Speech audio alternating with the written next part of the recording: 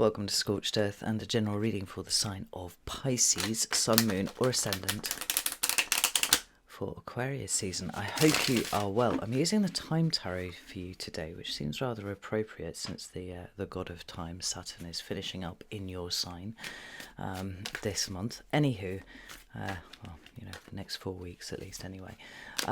Before we begin, if the reading resonates with you and you would like to go a little bit deeper, there will be an extended that you can access at the end. That's via links in the description box below. You're looking for the link that takes you to Self-Eye if you just want the extended for this reading. If you want access to all of the extended content that I do, which includes weekly energy readings and obviously all the extendeds for all the signs, then you should hop on over to the Order of the Phoenix, my personal private community, rather, which is hosted on the Circle platform, because you will find all those things there. And if you join at the higher tier, then you'll also get access to the classes that we run over there, do at least 2 a month, mostly done live. And if you can't attend live, then there's always the recordings for catch up. And if you join at the moment, right, obviously you get access to the whole of 2025's lesson repository. And I'm running a 7-day free trial on there as well, so by all means come have a look, see if it works for you. If it does, stay. If not, then no harm, no foul, right?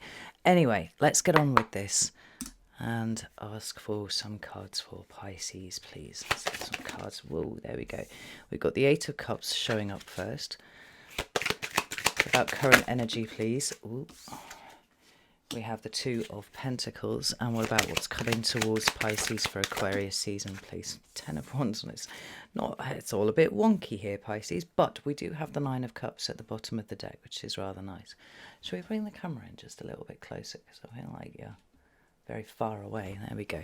So the 9 of Cups is a Pisces card right there. Can't remember, is it Jupiter in Pisces? I can't remember. It's something in Pisces anyway. But what we have here is something that feels a little bit, dare I say it, haphazard, Pisces, a little bit chaotic. Not necessarily in a terrible way, but it's almost like there are new things that are blending in before you've had a chance to close out the old ones. And I mean, realistically, that's largely how these things happen, right? But let's get some clarifiers on the table and see what's going on here. Tell me about this 8 of Cups, please, for Pisces. Also should point out that's a Pisces card as well. So we have the 6 of Cups, not a Pisces card, but still water element. We've got one that I've just dropped on the floor. Let me retrieve that for you. It's sideways, and it's the 3 of Wands on its side. Tell me about this 2 of Pentacles, please. Ooh, Ace of Swords is reversed. It's not necessarily fun. Just noticed that the 3 of Swords tried to flip in the deck there. Right, we've got Temperance on its side, 4 of Cups on its side. Tell me about this 10 of Wands, please. Ooh, Strength card in the upright. Do you remember when that card used to haunt you? It really fucking did. Right, we've got the World and we've got the Page of Pentacles on its side again. Right, this is this is a little bit of a shit show. Pisces, in the best possible way. I don't think it means that you will experience it as, as a rather horrific period of time. But I don't know about you, but I always find the season on the run up to my sun, my solar return, is always a little bit tough. I don't know why, because it's not even like it's a 12th house thing, because I'm not a first house sun, I'm an 8th house sun. But that run up to the solar return, I guess it's because we're trying to close things out as quickly as possible in preparation for, the renewal of the solar return, or your lunar return, or your, ascendant return, whatever it is that you're watching this for. But here, it's got the nature of a patchwork about it, which ordinarily wouldn't necessarily be too much for you, Pisces, and I actually don't think it's too much here either, but there are certain difficulties, shall we say. There's some challenging points here and there. Probably not really assisted too much by the fact that certainly once we get to over here and we've got, the majority of Aquarius season going on, we are going to be seeing Mercury moving into your sign and then hitting its shadow period. Is that the 11th of February? I think it is. I think that's going to make things a little messy. Mercury is not terribly fond of being in your sign anyway, but to be going retrograde at the same time, or spooling up to go retrograde at least anyway. So let me get my little piece of selenite down here, move these things out of the way. Hopefully you can see well enough what is going on here. And my first instinct about what was actually happening here, I feel is probably spot on, in so much as there are things that are closing out. There's a certain push towards doing things, but I would say that the prevailing energy, the prevailing advice rather, that's running through here is don't try and rush too many things, right? But let's start in order, and we'll start over here with your recent past. So we have the Eight of Cups, not in the upright. It didn't really come out sideways either, but it came out sort of wonky, so I want to honour that. But we also have the Six of Cups and the Three of Wands. Now that there feels like stasis to me, which is difficult because generally speaking, the Six of Cups talks about the past, right? It talks about our sentimental attachments to the past quite often. So we can see it being things like past relationships, childhood, children, full stop, to be honest. Sometimes past life relationships and things like that. And certainly there's a yearning. There is an underlying emotional desire to return to a certain time and place where things were just a little bit easier, right? So there's a kind of static nature about that because we're not driving forwards if we're kind of feeling connected to the past. But we double down on that energy with a sideways Three of Wands. And what's difficult about that is because it's Aries energy, it feels like there's an impetus for some sort of movement. But what is not entirely clear is what has represented a moving forward and moving away from, and what is kind of sliding back into an old pattern. That's how it feels here, because if this Eight of Cups was fully upright like this, I'd be like, okay, you've got a handle on it. You understand vaguely the direction that you're going in, what you need to move away from, what you're there was certainly no sense of what you're moving towards, but definitely a sense of what you're moving away from, right? But it's not there. It's kind of cockeyed. It's turned up on an angle. It isn't clear. So whilst we have some sort of reclamation of power going on with the Eight of Cups that would say it's this is how we move away from whatever is representative of an old pattern that we don't want to repeat. This Mobius strip seems a little bit like an Escher staircase, right? You're going in one way and you think you're finding the way out, but actually you're just kind of coming back on yourself. And all the while there is this Aries energy, this Three of Wands energy that is not upright and not doing what we would like it to do, but it's still causing the pressure of I need to move in a direction. Like I said, I feel like the lack of clarity is around exactly as I said before, like what represents a moving away from and what is an inadvertent return to something that you've been trying to break free from. These cards here. That's interesting. We've got Judgment showing up on the same angle, essentially reversed though, where this one's kind of more in the upright, this one's definitely more in the reverse. Let's get one more for you. God, and the same again. And the Death card. Can you see how that trapped energy is playing out? Like the push-pull between I have to make a decision, but I don't know which decision to make. I have to choose to change, to develop, to make space, right? The Death card is all about making space. But there's also the suggestion that there's something that's being resisted here because this Death card's showing up more or less in the inverted. Not entirely, but it's still offered an angle, but mostly reversed, whereas this one's mostly the right way up. So the desire is there, but the confusion is very real. This sense of kind of cycling back on yourself and going, well, fuck, it's not that way, it's not that thing, I don't know which way it is.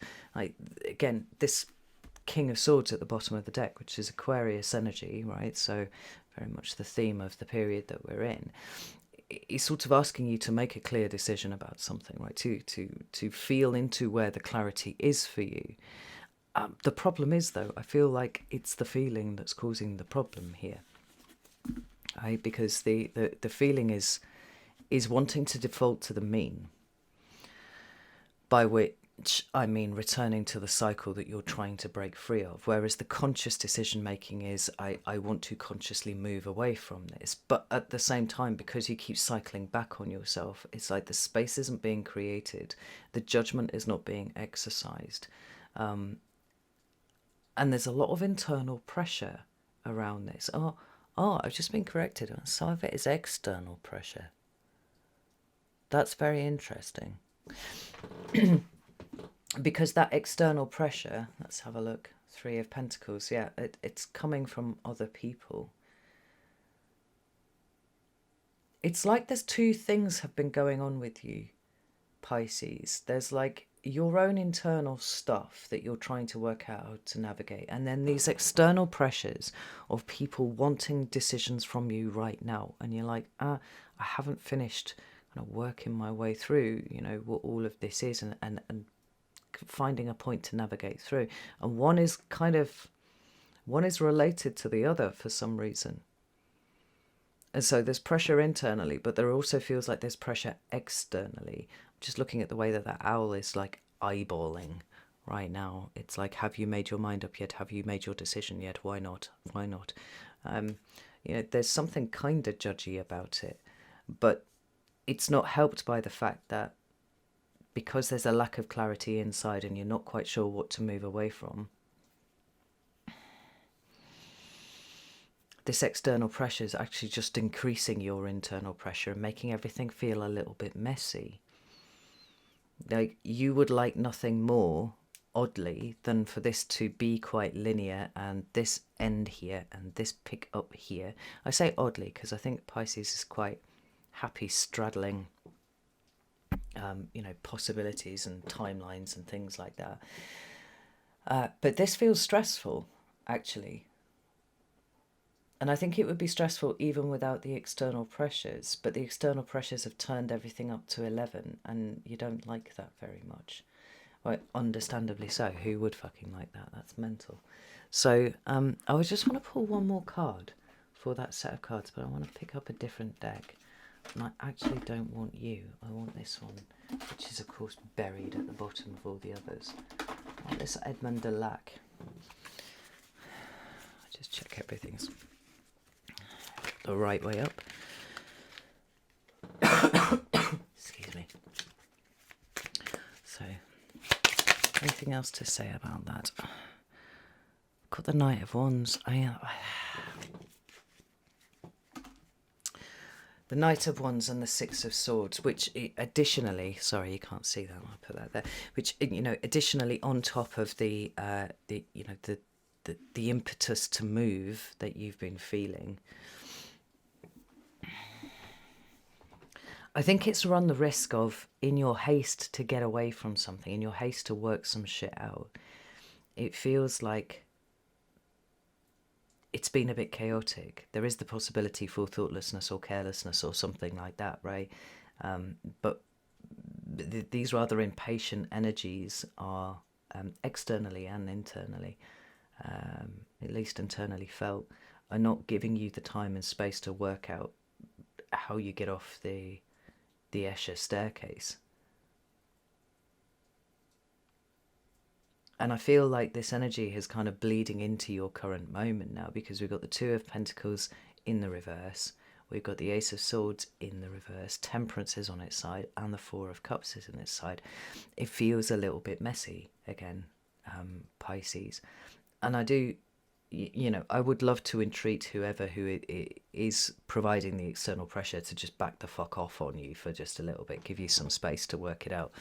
But I think that this tension is actually what you are supposed to learn to navigate, right? This is part of what it is. Because the energy of 2026, and I feel like this really steps up a gear towards the end of Aquarius season, right? That will be when the Firehorse year kicks in properly off the back of the solar eclipse in Aquarius. but we're already feeling the build up to it right now, right? So it's like, how well can you navigate under stress? How well can you prioritize under stress? How well can you recognize what is going on inside of you and where things need to be put down left, or where you're resisting something in the face of all of this mounting pressure? Because there's an urgency around fire. I feel like it's a little more muted in Leo, but certainly in Aries and Sagittarius, which are these two cards that you've got going on here. And actually, in some schools of thought, Judgment also represents Aries. Some do, some don't.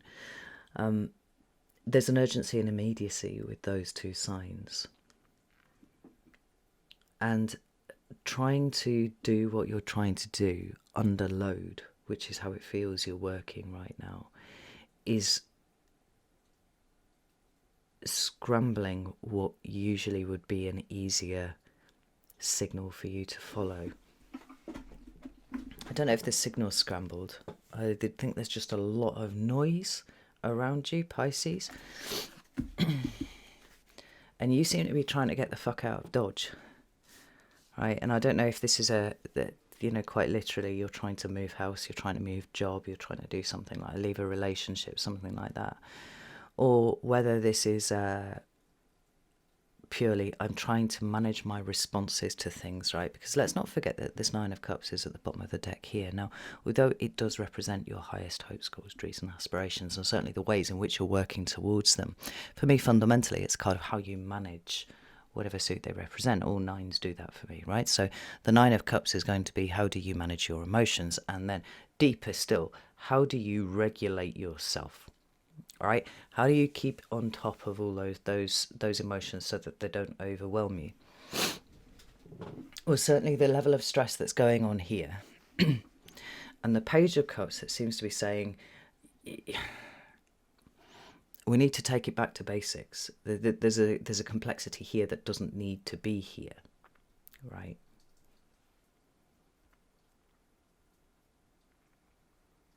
That's very interesting. It's like you're being hurried along, Pisces, and that's not advantageous to the way that you do things.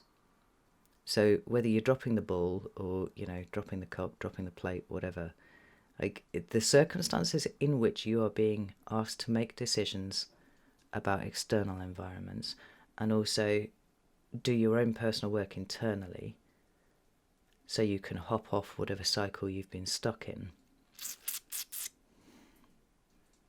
It's almost like that Page of Cups is actually a massive pain in the arse because you're like, I can't make it any more simple than I am doing, and yet it's still too much. Think about this as an exercise in managing pressure and stress and load, because I think that's what it is. And I don't think that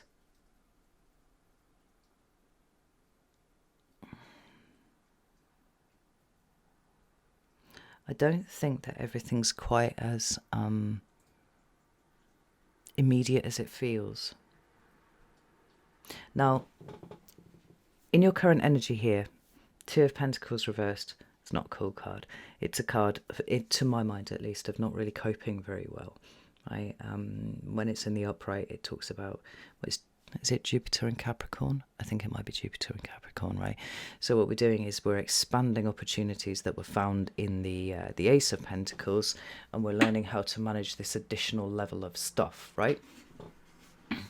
Because we want the pentacle to grow, we want it to get bigger, we want it to eventually turn into a Ten of Pentacles. When that's reversed,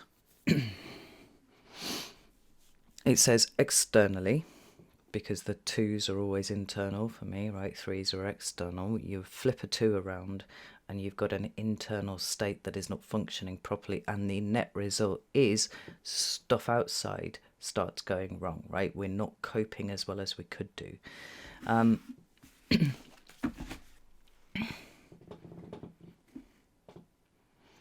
Everything feels messy. Now, it's not a full breakdown.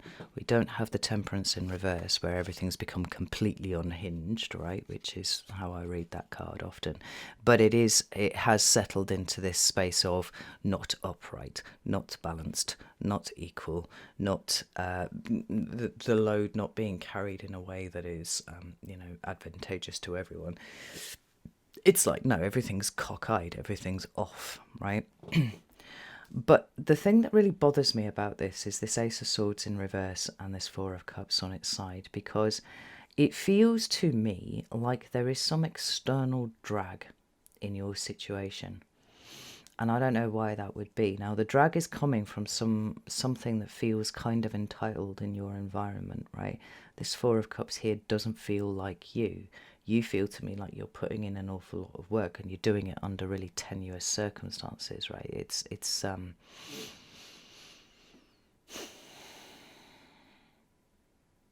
like I said, it's making everything feel a lot more stressful than it should be. But the Ace of Swords in reverse is at the very least a very closed mind. But at its worst, it's straight up deception. Now, if you are trying to accommodate or at least field someone who has high expectations of you and doesn't seem to be giving anything in return, and worse still, seems to be pulling the wool over your eyes about what is actually required, then we could see how you would be in a bit of a sticky situation all round. Let me give these a shuffle. Tell me about this thing. Right. We have the Strength card reversed. Don't like that. We have the Star card in the upright. And the Emperor at the bottom of the deck. Well, there's two different ways that we can look at that, depending on who is functionally the Emperor. Now, the fact that the King of Swords has already shown up and he seemed to be staring at you a lot. We could take this as an external person who is domineering, but actually straight up kind of manipulating, really.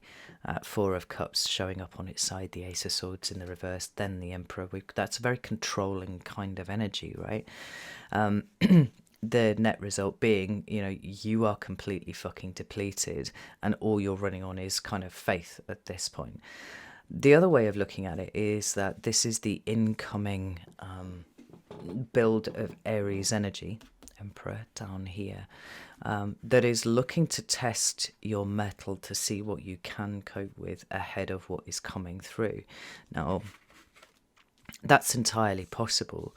And if that is true, then it feels like, what we were talking about a certain level of dishonesty around you, and even people putting demands on you that are depleting you, still stand. But you're being forced to take charge of your own shit. Recognize where you're being spread just a little bit too thinly, and by design, by somebody else, right? But by design also by the universe, because it's a stress test, it's an endurance test. And the question would be then, in the midst of all of that bullshit, could you find a way to connect to something higher that would allow you to start regulating properly and bring things down to their most basic level? The funny thing is I feel like you've been having signs, and for whatever reason you've pushed them away, right? Red signs, red warning signs about something that you're involved in. My throat is so sore. So that was the Devil that just flipped in the deck there. But we have coming out here the Four of Swords. Yeah, there's a need. There's almost like a need to step back and reassess here. Because King of Wands is now at the bottom of the deck. And I like the King of Wands because, because he represents Leo, right? But it's not all that. I like the King of Wands in this instance because he is in charge of what we do, what we experience, the activities that we engage in. But he's also an emblem for timing, right? Do you remember how I said before, Leo is a little less urgent than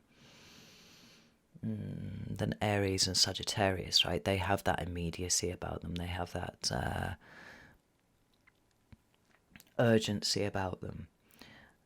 Leo is many things, but it tends to neither be urgent nor immediate, right? It likes to spread things out a little bit. It likes to be consistent with things, right?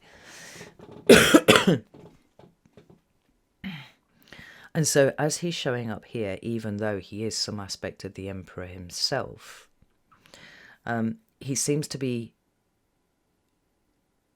urging caution. Slow down, take stock, have a look at things properly. Like, not everything is a call to action. Not everything requires your attention right then and there. And the thing is, you feel to me like you're in a state of overwhelm, Pisces, because we've got the Four of Swords and the Hermit card saying, draw back. Like, literally draw back. I think these cards are all speaking together in a beautiful harmony here, because they're all pointing to the same thing. Like, the overwhelm is very real, and there are people that are adding to it. But the question is not, can you tell everyone to fuck off, but how can you function under pressure? Because this functioning under pressure, right, but we're really on the last stretch now before we start to really feel what extreme pressure looks like. And getting a hold of this message right now, right, learning this right now it's as good a time as any, Pisces. Certainly better than trying to work it out in late February, March and April, right? So, although it's a pain in the arse, it feels like there's an underlying intelligence in what you're being exposed to, in terms of what the experiences are trying to teach you. Like, the point where you feel least able to withdraw and take a moment for yourself is probably the very moment that you have to withdraw and take some time for yourself, because the overwhelm that you're feeling here, it's just, you got to pick one thing and do one thing, Pisces. You cannot do 20 things a little bit at a time. It won't work for you. And it's very clear to me that it's like you have to assert yourself over this energy. Now, it's not about, dropping everything and fucking off on a nice, like, full-day break somewhere. Although that would be wicked. If you actually could do that, that would be cool. It's about recognizing that your system is completely overloaded and you cannot do all of these things at once. And if you're going to do any, you might as well do one thing and do it to completion. Then this rather scattered energy that seems to be, it just feels so fucking pressured. You have to choose to take a step back from this and recognize that maybe at its worst your executive function is being compromised because you don't have the time to think about it. I mean, do humans really make good decisions under pressure? Not so much. Have you even noticed how much pressure you're under? That would be an interesting question, because this is one of the things that I really struggle with. I really don't notice when I'm stressed, or I don't notice when I'm pressured. But there are signs. If you know me well enough, there are signs, but it usually takes somebody pointing out to me before I recognize it, right? It's like you haven't had time to recheck in with your star and recall the reason why you were trying to do things in the first place. It's like life is kind of trying to overtake you, but it's expecting things from you as it's doing that. So, when we move into Aquarius season proper, I would love to report that we'd have an upright or reversed Ten of Wands, something, right? But it's not. And I think this is part of the reason why I feel like this is a stress test of you. Because we don't really see the pressure receding too much. If the Ten of Wands was in reverse, I could straight up say, Pisces, like, you're literally resisting everything that the universe is trying to help you with, right? Just put the fucking burden down for a moment, you'll be fine. If it was in the upright, we could say, well, it's up to you. It's a little bit further. You can carry on if you want to. But there is help. You could ask for help, and that would draw this all to a conclusion much quicker. The fact that it's on its side feels like a consistent low-level pressure that's just going to be there no matter what, right?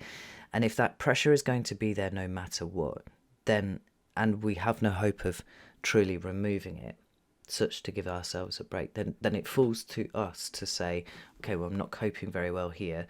I need to break this down into manageable chunks.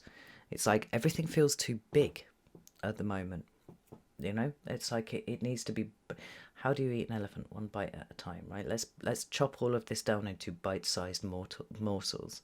And would it not be better to complete one thing and then move on to the next? Prioritize and execute, right? Rather than trying to do all the things all the time and making like microscopic movements forwards, or worse, movements backwards. Particularly if this stress level is going to continue for the foreseeable future, right? Excuse me. That same message is almost doubled down on by the World card being on its side as well, right? Both of these cards talk about endings and completions.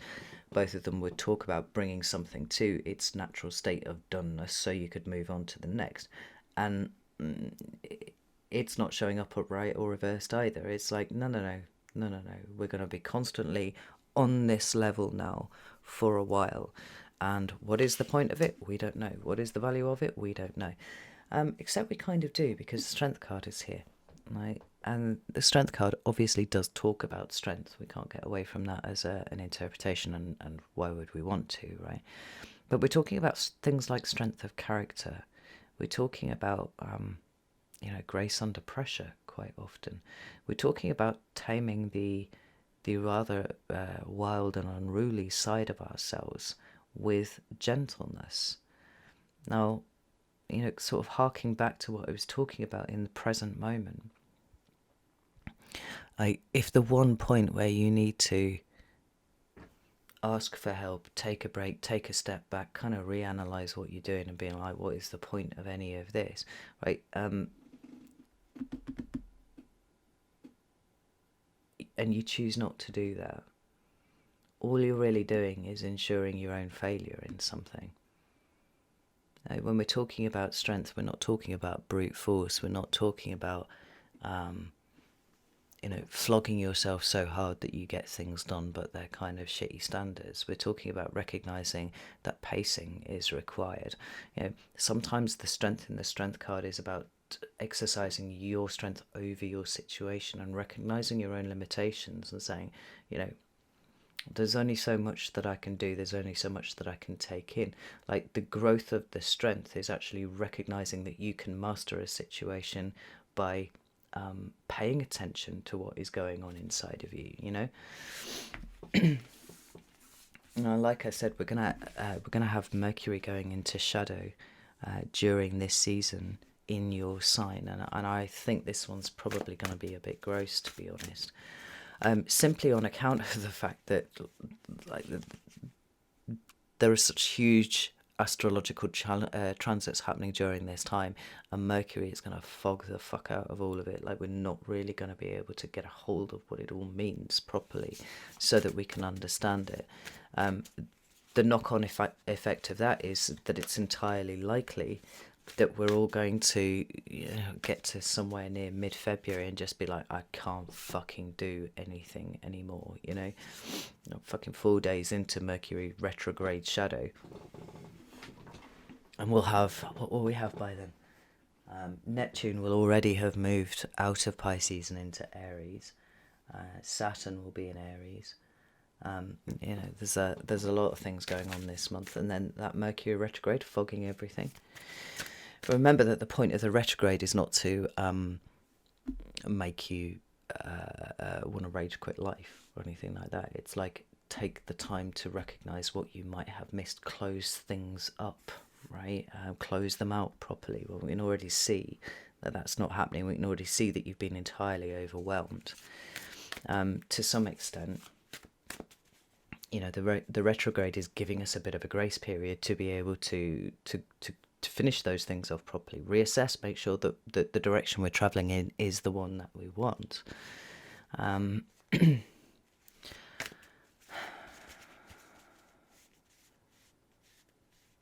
But I think this is probably going to be a consistent problem during the whole of Aquarius season. Yeah. See, we've got the... wow, look at this. We've got the Magician, we've got the Moon, and we've got the Emperor on its side, right? It's trying to get a handle on yourself, right? In pretty trying fucking circumstances, right? We've got the Son of Swords, which is the Knight of Swords, at the bottom of the deck. That represents Gemini, and where do we have Uranus? We're going to have Uranus moving into Gemini later on, right? Sorry, this just made me think about Gemini, but Uranus is going to be aspecting Pluto and everything that's moving through Aquarius during Aquarius season, and introducing that kind of Uranian charge to everything that's going on, right? This will be like being electrocuted, right? There is a jolt associated with wherever Uranus is at play. There isn't actually a strict correspondence for Uranus in the tarot. Some people shoehorn it onto the Fool, and I can't make that fit inside me. It doesn't work. But back to Gemini, right? We've got the Magician here. It's actually Gemini and Virgo because it's a Mercury card, right? The Magician is wanting to create. This is what the Magician wants to do. He wants to create reality, wants to manifest, he wants to do all of those things, right? But the Moon is right in the middle of everything. The Moon obfuscates. The Moon makes things less clear than they would be. And the Emperor is here going, well, I don't really know how to take charge of my shit. I don't know how to control any of this stuff, right? This discomfort that you're feeling, it's all part of the character building process. And I think it's a necessary tool in your armament ahead of the rather crazy happenings of the rest of the year. So it's almost like the advice for the season is, and you should check out the messages from the season video if you haven't seen it. I'll put it up in the corner somewhere, or maybe link it at the end. Expect things to be difficult. Expect them to be hard. Expect nothing to work quite as it's supposed to. Expect to have to change your mind fairly quickly. But with all of those things said, recognize where your limits are and how you are best set up to make decisions. Because you're not going to be able to eliminate all of the stress, Pisces, but just a little bit coming by way of an assertion made by you will go a long way in giving you a bit of breathing room to work out how you feel about things, you know?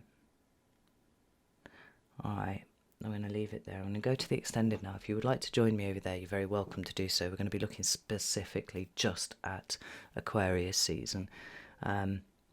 So if you'd like to do that, you can do that on Selfie or you can do that on Circle. I'd be delighted to see you in either place. The links for both are in the description box below. If that's not your bag, that's fine. I just know that everything about this period is challenging.